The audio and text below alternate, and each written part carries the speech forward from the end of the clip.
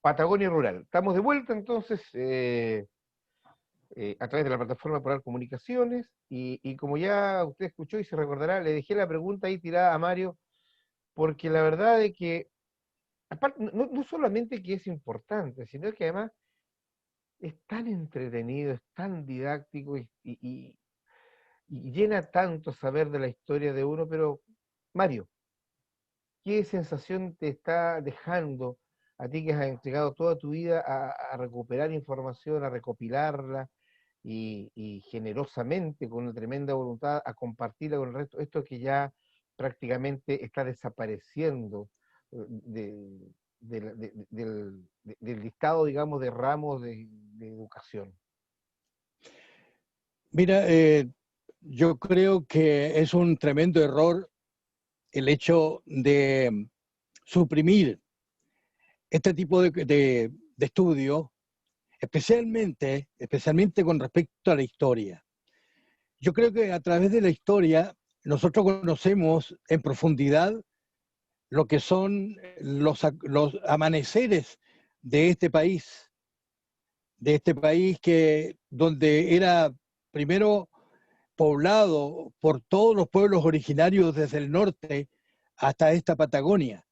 No podemos dejar de ir descubriendo la cultura de estos pueblos que fueron los dueños originarios de la tierra.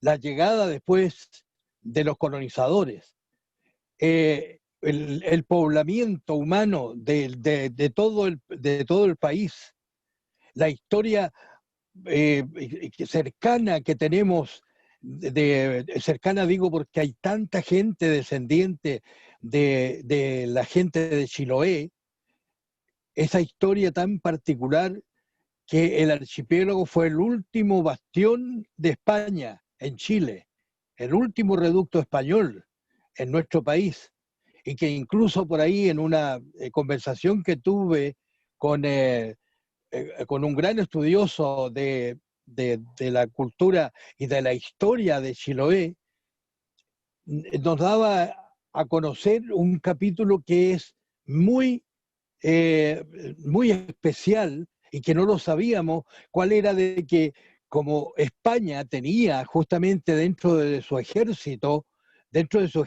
tenía mucho contingente de jóvenes isleños que estaban enrolados en el ejército español.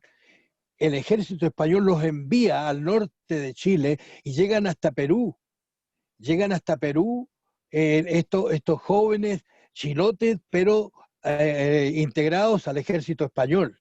Y por eso que de repente por ahí dice, ¿por qué un jugador de fútbol peruano lleva el apellido Trauco? Entonces explica justamente este estudioso de la cultura de Chiloé, que justamente por eso justamente lleva ese apellido, porque son descendientes de esos jóvenes que fueron entonces enrolados en el ejército de España, llegan al Perú. Pero como digo, cosas como esa son importantes que los jóvenes aprendan. Tenemos acá en la región, una historia riquísima y una historia reciente, porque somos la región más nueva del país. Entonces, todavía tenemos algunos abuelos que que en su mente tienen clarito cómo llega los colonos de Chiloé a poblar la Patagonia tanto chilena como argentina. Lo mismo los descendientes de los diversos pueblos europeos que llegaron acá, franceses, ingleses, españoles, croatas, que también ellos tienen su historia. Entonces, pero sí es sería muy conveniente de que la historia se enseñara no muy en forma rígida, porque la verdad es que cuando se le enseña a los alumnos la historia en una forma muy lacónica, muy dura, como que les aburre. Entonces la historia tiene que estar llena de anécdotas y llena de personajes no tan importantes como los héroes de la patria, que por supuesto tienen que ir, pero ¿quién, ¿por qué no se considera en nuestra historia aquellos hombres que hicieron los caminos de la Patagonia con pala y picota? ¿Por qué no consideramos aquellos hombres que con serrucho y martillo construyeron las poblaciones? Aquellos hombres que navegaron por los estrechos, por los canales de la Patagonia y trazaron los caminos, trazaron las rutas. Entonces, eso tenemos que considerar dentro del aprendizaje de nuestra historia, de tal manera que considero, amigo mío, de que es un error dañarnos con esos recuerdos que tenemos que hacer a través del estudio de la historia de nuestro país y en especial de nuestra región de Magallanes. Mario, la presencia de Chiloé ya está clara, tú nos los has dejado muy claro, ¿no es cierto? Eh, Sin embargo, surge esta pregunta también, inmediatamente junto a esto. ¿Crees tú que de una u otra manera el legado de los chilotes que llegaron en la goleta Ancud se cumplió, digamos, logró el objetivo para el cual ellos hicieron tan sacrificada travesía? ¿Ha Por habido un supuesto. respeto y una honra hoy día al respecto?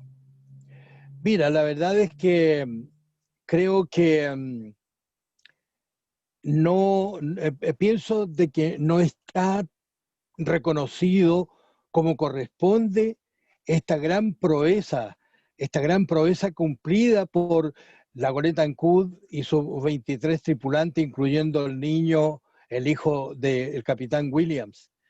La verdad es que este sacrificio es como, podríamos decir, como una misión que eh, comparada, por ejemplo, claro, en menor escala, porque fueron solamente 4 meses, contra el viaje de Colón, que de repente no, ellos creían que la Tierra se acababa, que ellos iban a caer en un abismo cuando llegaran al final de esta navegación. ¿Cuántos motines tuvo Colón? ¿Cuántos motines tuvo de la misma forma Hernando de Magallanes cuando vino en esta misión? Entonces, la misión de la goleta Ancud se cumplió a cabalidad y gracias a ello tomamos posesión de estas tierras, tomamos posesión del estrecho, que era un punto muy neurálgico para la navegación, y también tomamos posesión hasta el territorio antártico, en la prolongación de la patria. Entonces, se cumplió con creces de tal manera que debe dársele la importancia a esta proeza de estos 23 inmortales, pero también debemos reconocer que ellos abrieron el camino para que sus coterráneos posteriormente empezaran a poblar la Patagonia, y la verdad es que siendo ellos de alguna manera en el archipiélago de Chiloé agricultores y navegantes, estaban justamente dispuestos a poblar esta Patagonia porque les servía, aquí había mar y aquí había tierra. Entonces ellos se acomodaron, ellos hacen de todo, construyen casas, siembran, cuidan los rebaños. Entonces eran ideales para poder trabajar en esta Patagonia, tanto chilena como argentina. Entonces, yo creo que tiene que haber un reconocimiento mayor. Se está pidiendo hace tiempo esto de que el día 21 de septiembre sea feriado para Magallanes. Y yo creo que ese día, así como se celebran acontecimientos que no nos corresponde, por ahí está la Pascua del Conejo, el Halloween y cosas que lo han inventado los comerciantes para vender.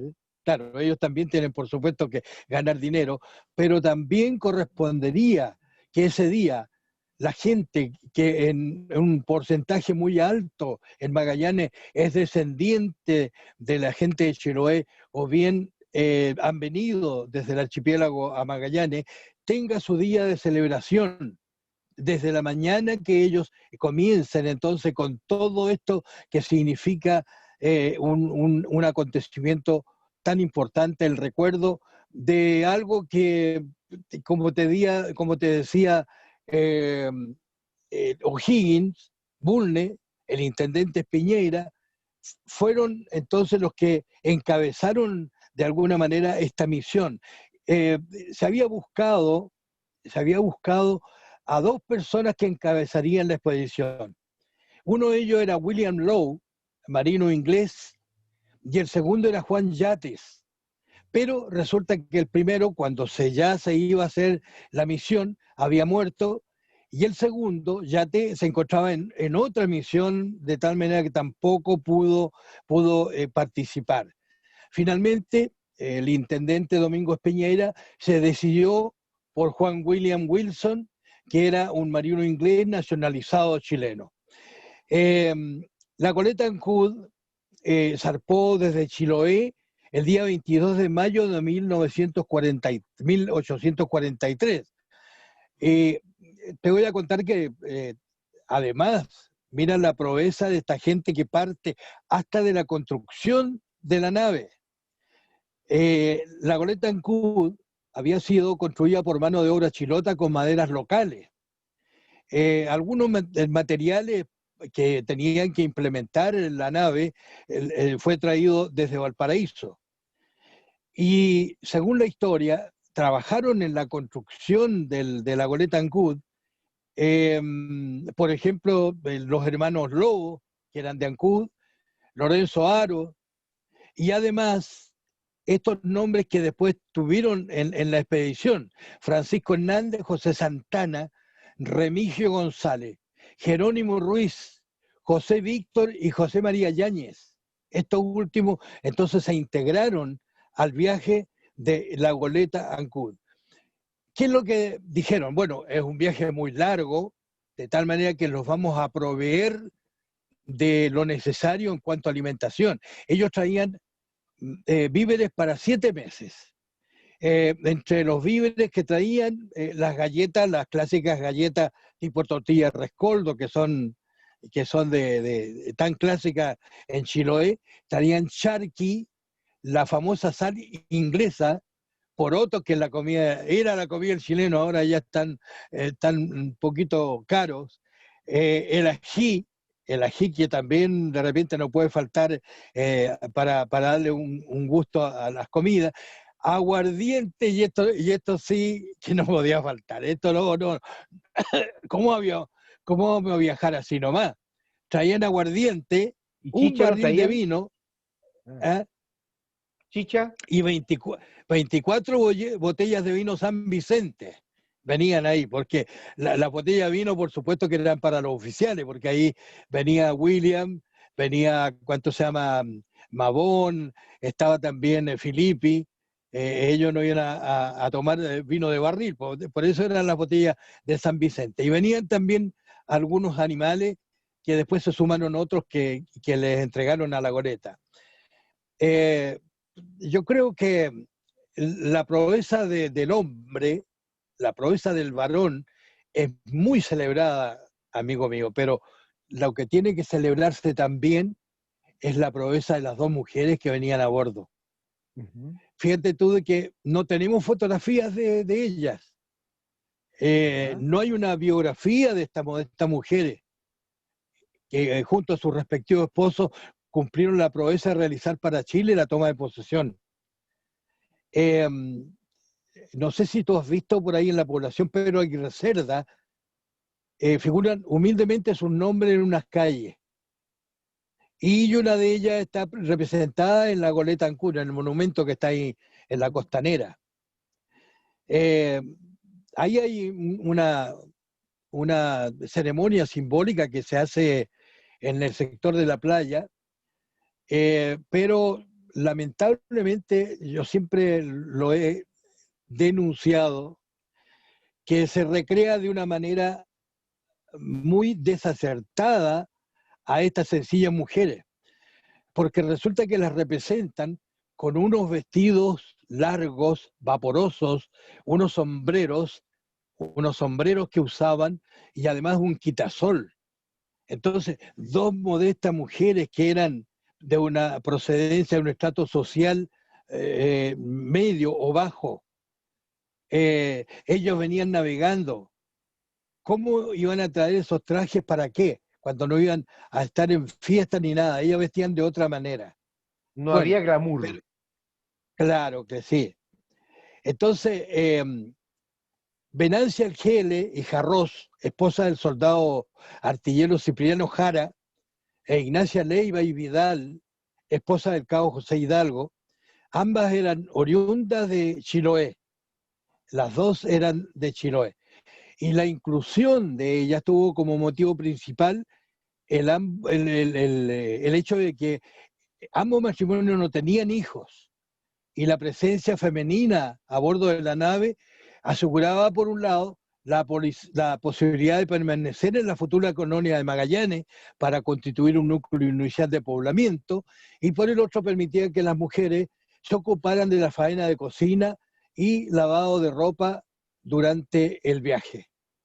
Claro, asumiendo justamente muy machista, ellas van a hacer la comida, van a lavar la ropa, qué sé yo, y aquí, o sea, van a asumir el papel de dueñas de casa.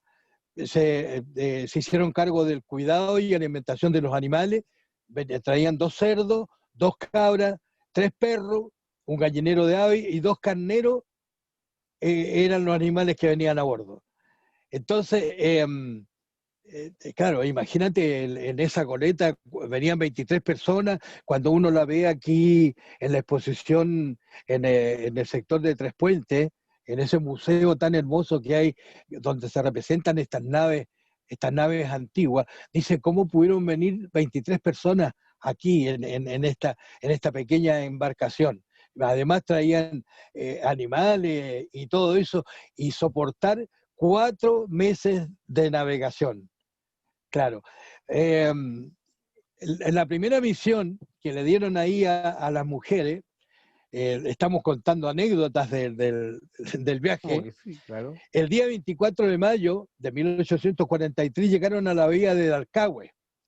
Y ella, ya dijeron, aquí nosotros somos las dueñas de casa, vamos a tener que bajar porque vamos a comprar papa, cholga seca, cochayuyo y luche. ¿Ah? Y resulta que el domingo 28, 4 días después, recibieron del cura de Quehue, en ese tiempo estaba Fray Alejandro Branche, 2 carneros. 2 carneros le regaló el curita.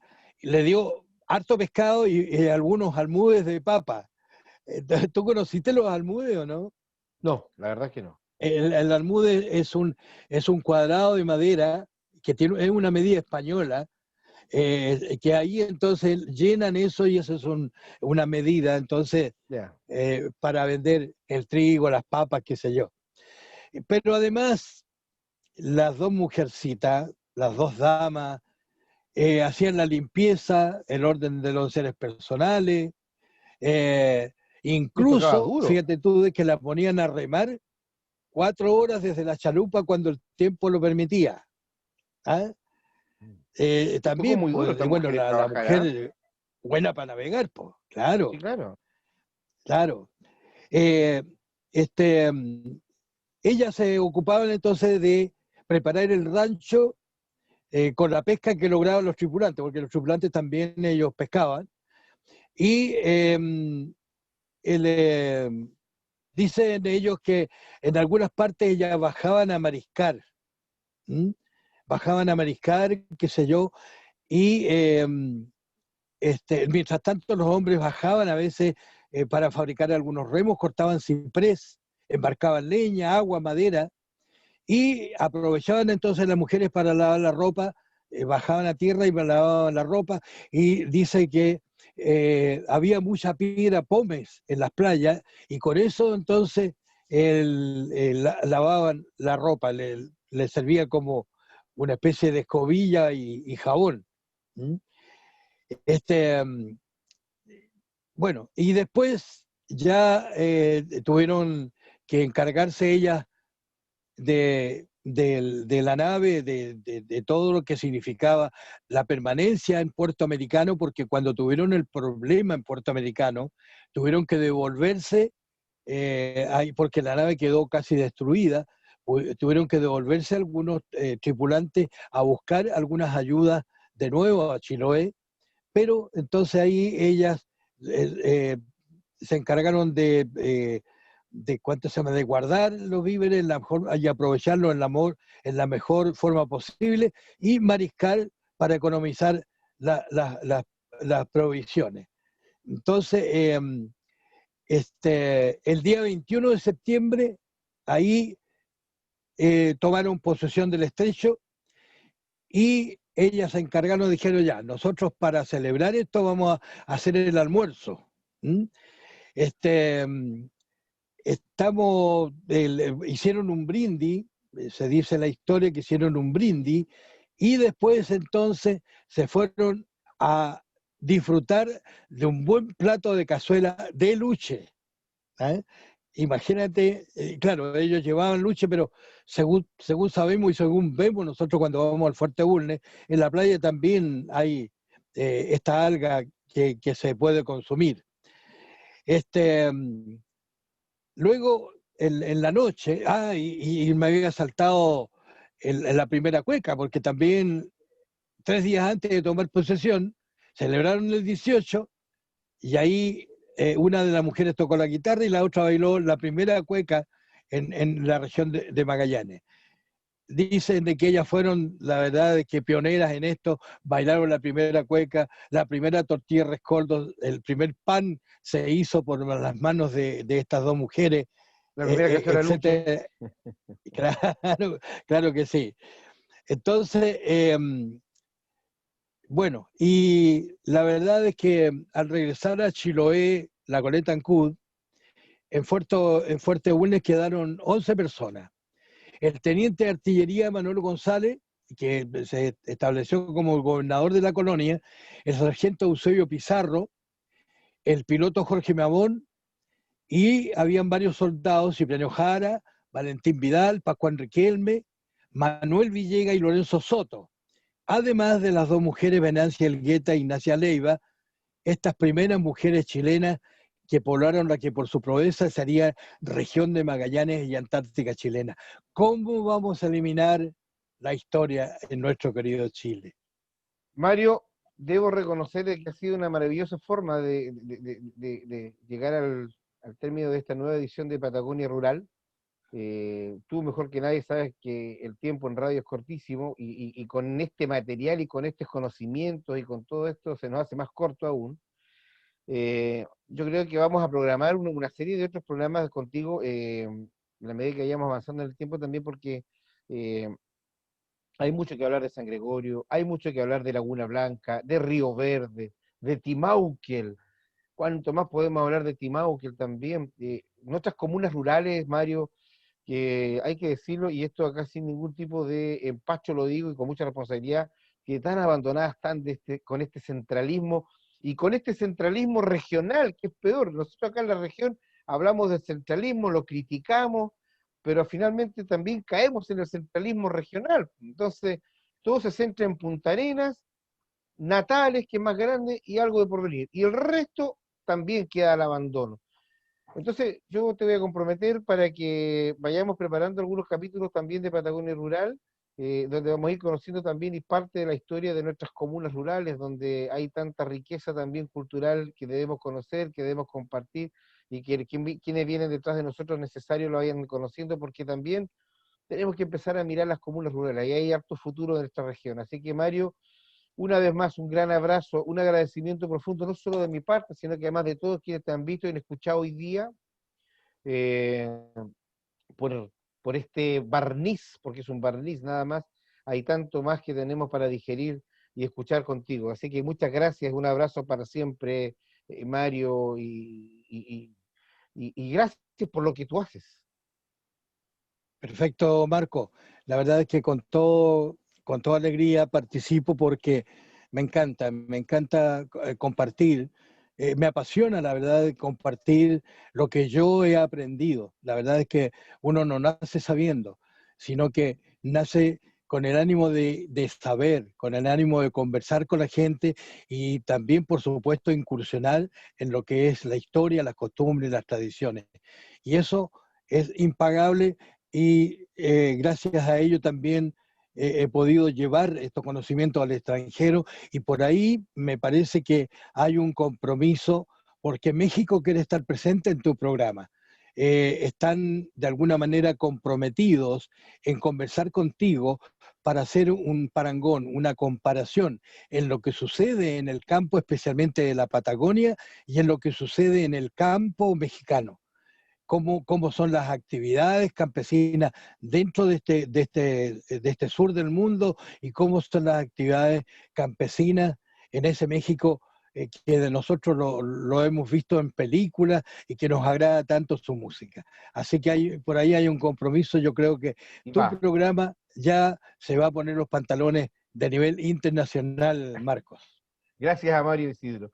Muchas gracias, un abrazo, querido amigo. Y ahí estamos, amigas y amigos, Patagonia Rural, desde la plataforma de Polar Comunicaciones, todos los rincones de esta bendita tierra que nos acogió en su seno. Muchas gracias, hasta siempre y feliz de estar con ustedes.